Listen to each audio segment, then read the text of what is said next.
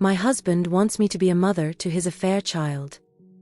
I, 29F, and my husband, 44M, have been together for 5 years and married for 2.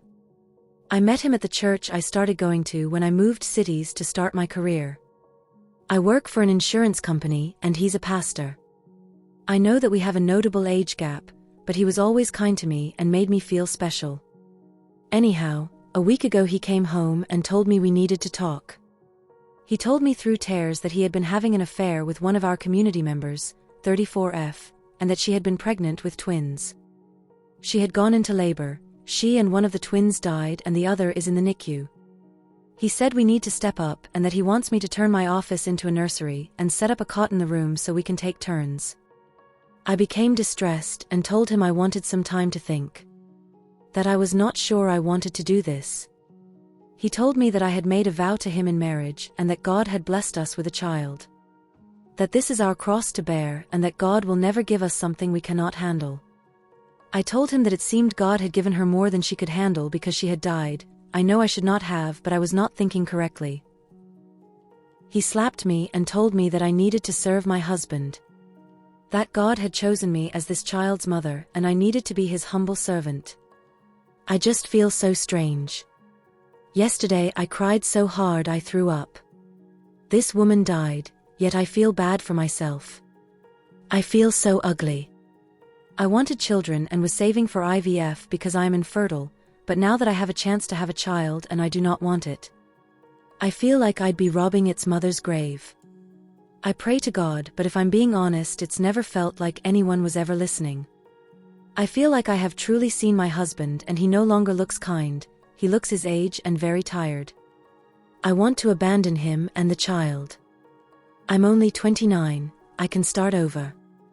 I have a remote job, I can take a day off when he goes to the NICU, pack my essentials and leave.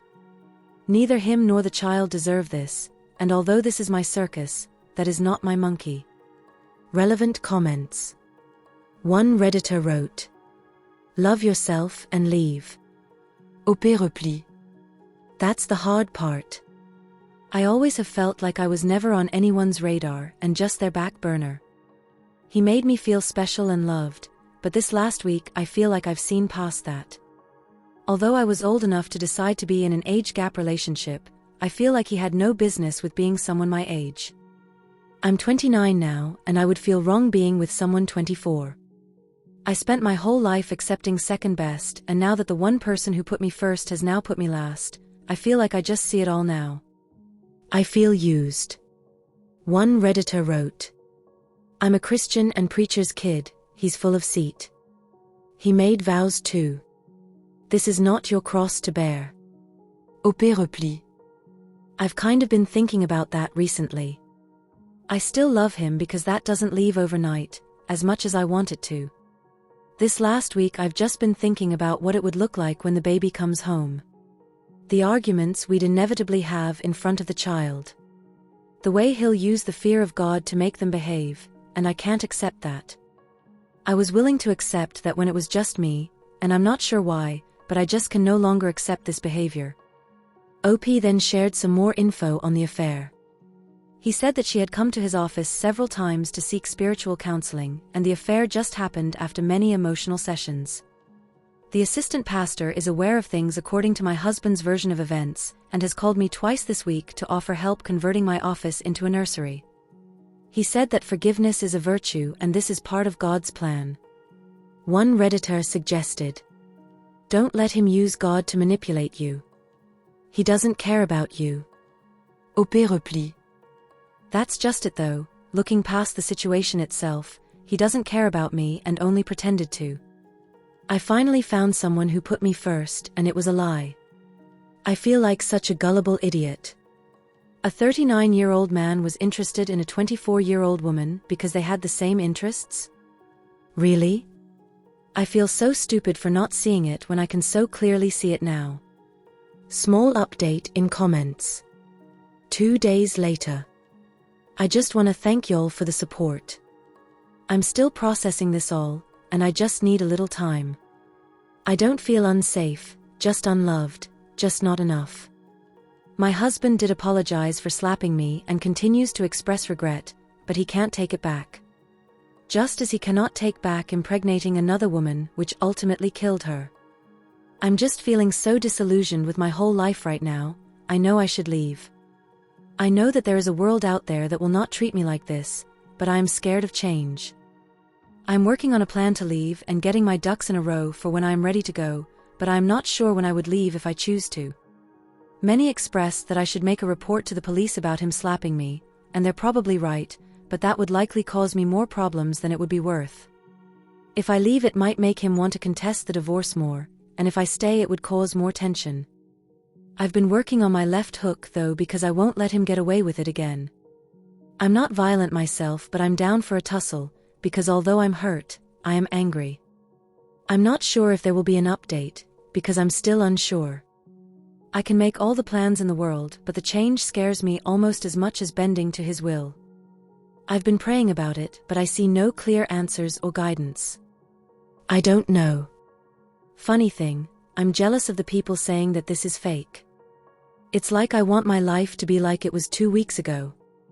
I could read a crazy story on the internet and think, wow, that's crazy, seems kind of fake, and keep scrolling and go about my life. Only I can't scroll away in real life, because that's just not how life works. I don't owe anyone proof of my life's tragedies, least of all strangers on the internet whom I will never meet. I do thank all who have given support. I wish I could tell you I packed my bags and left his sorry backside, but I'm not strong enough yet. It's not that easy to do in real life, as it turns out. Odd. Update. 8 months later. I left. If that's all you wanted to know, there it is. For those of you who are asking how the other woman died, I get it, I invited you into my business. It was an amniotic fluid embolism. I don't know much about those, but I guess when they happen things go wrong really, really fast. We lived in a more rural area, so they just weren't ready for something like that to happen. I didn't leave right away, as I know now that I should have. It just wasn't that easy. I stayed for 2 months. I knew if I did not at least try to make it work, I would not be able to live with it. Not because I wanted to save my marriage, but because what ifs keep me up at night enough as is. I went to marriage counseling with my husband, but it was ultimately fruitless. Of course it was Christian counseling. I felt like their goal was for me to forgive him rather than actually trying to help me. I was so utterly alone during that time. My parents and brother are also very religious, so even though they weren't happy with my husband, they kept urging me to do what a good Christian wife would do. I spent so much time suffering in my own head that I began to realize that I was just going through the motions, doing what I thought people expected of me. I entered a state of derealization for a time, and that was an absolute mind duck.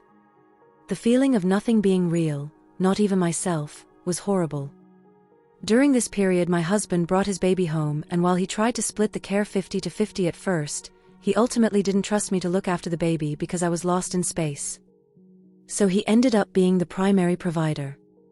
When I was with the baby, all I could think about was how its existence ruined my life. It'd look at me with big blue eyes and I would just wish it would disappear. I would actively spend time resenting a baby. There was a time when I was thinking to myself, and I wished it would stop breathing. That was when I knew that I needed to leave. I was blaming a baby and wishing ill upon it, and that was not okay to do. I don't remember much about this time besides that, it's mostly a blur otherwise. I sought services through my work to talk to a therapist, and I eventually came back to Earth. She helped me make a plan. At no point did I fear my husband. I truly believe the slap was a one-off event. However, screw him, he doesn't deserve closure. On a night he had a long Bible study, he always took his baby with him because he didn't trust me. I packed my essentials and dipped. I met him pretty quickly after college, so I did not have much to take as far as furnishings. I fit everything I wanted in 3 suitcases and 4 moving boxes. It all fit into my SUV after some mediocre Tetris skills. I was able to change my phone number online before I left, but I did leave the divorce papers under his pillow with my lawyer's contact info. Kind of like the Tooth Fairy, but for adult a-holes. I was the breadwinner. In my state we were not married long enough for me to pay spousal maintenance, at least that is what my lawyer said. I own my vehicle outright, We had our own bank accounts and a shared expenses account, we filed taxes separately, and the church owns the house. He's being a backside about it all, but I'm hoping it should be done soon. I got a decent apartment in a city a few hundred miles away. I've never lived in a city this big before, everything is so expensive, but besides that I like it. I found a new therapist, met some new friends, and found a new church with loving people. I still have my days, but for the most part I'm content. I think it will always hurt on some level, but I'm working on taking my power back. I turn 30 next month, and I am hopeful it will be the start of my best decade yet. Comments. One commenter wrote, I have waited so long hoping to see this update. Good for you. Have a wonderful, fulfilled, happy, and safe new life. OP replies, thank you for keeping me in your thoughts. I truly believe I could feel the support from wherever you are in the world. May you have a wonderful life. Story 2. AITA for gleefully telling people that I was diagnosed with an illness after they dismissed me. I, 34F, have always been a filler person. My parents each had a child they obviously favored. My mother favored my younger sister, my father my younger brother. I am the friend that is ignored in a group. I am the employee whose birthday is forgotten. I'm the person who doesn't get dates. I've gotten used to it. As a result of being this agreeable, filler, boring person, I think the people around me don't realize that I'm a real person who has needs like everyone else. The prime example was when I said that my chest hurt and I coughed all the time. The people I spoke to, and I know only a few people, said that it was not a big deal and that I'd be fine.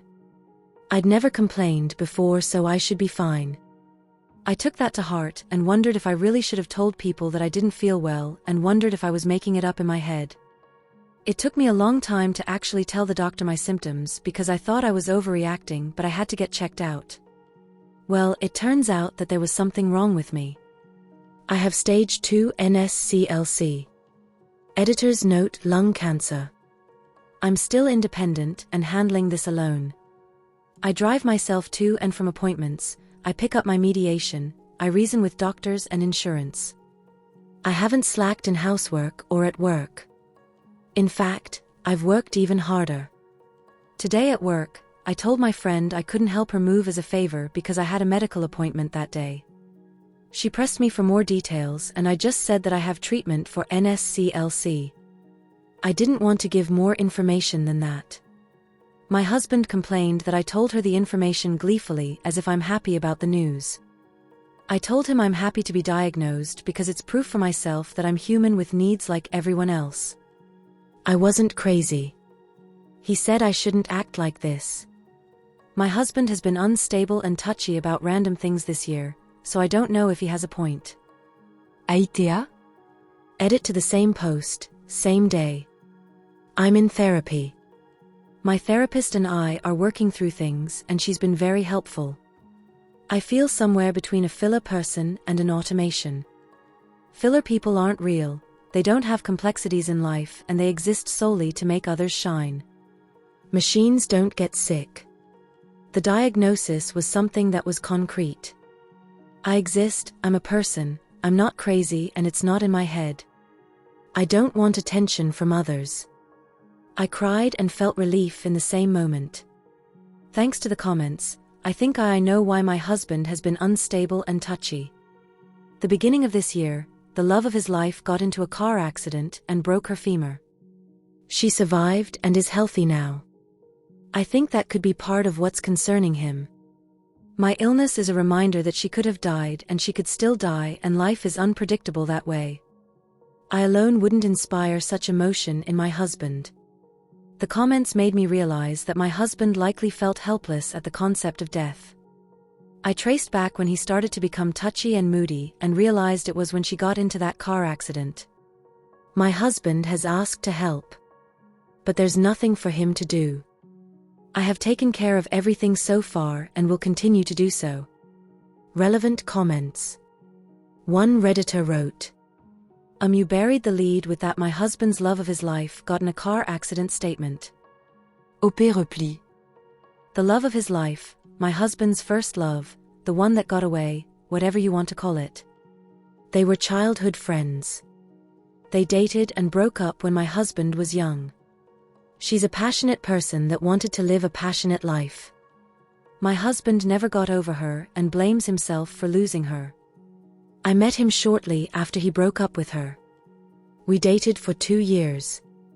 Through bits and pieces I've realized how much she means to him. He was an hour late to our wedding. I found out later that his father had to talk him out of leaving me at the altar. It would embarrass his family. He had doubts because of her. I mentioned her once and he snapped at me to never mention her name again. He looks her up constantly as she frequently posts on social media. They remain tangentially connected. He is always interested in news of her. He loves her deeply still, I know. She got into a car accident earlier this year and broke her leg, her femur specifically. I didn't think to connect his moodiness and general upset with that until now. She could have died in the crash. My illness is a reminder to him of how fragile life is and that she could have died and she could still die purely due to chance. Another Redditor wrote, "You are the main character in your own life."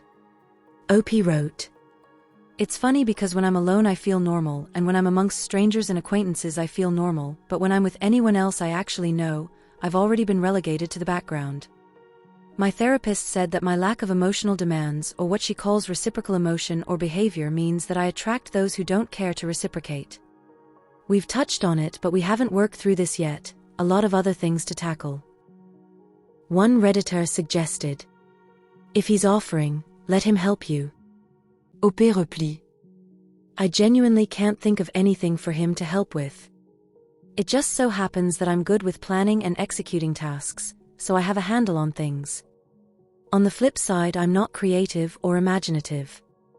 I know I'm being blasé, but it's not as if I'm hiding how I truly feel. It's unfortunate that I have an illness, but I don't feel upset or scared. What happens will happen. I don't know what my husband could help with. I've handled everything. I've even set up plans in case I do get hospitalized.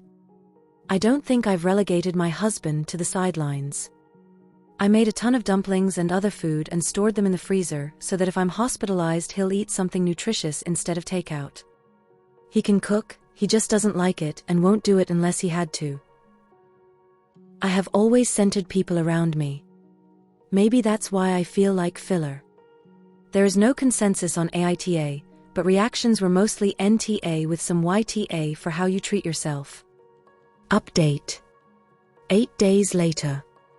The past week has been a roller coaster of emotion for me. My therapist had suggested that I write my thoughts and emotions in a journal, but I always convinced myself there wasn't enough time in a day.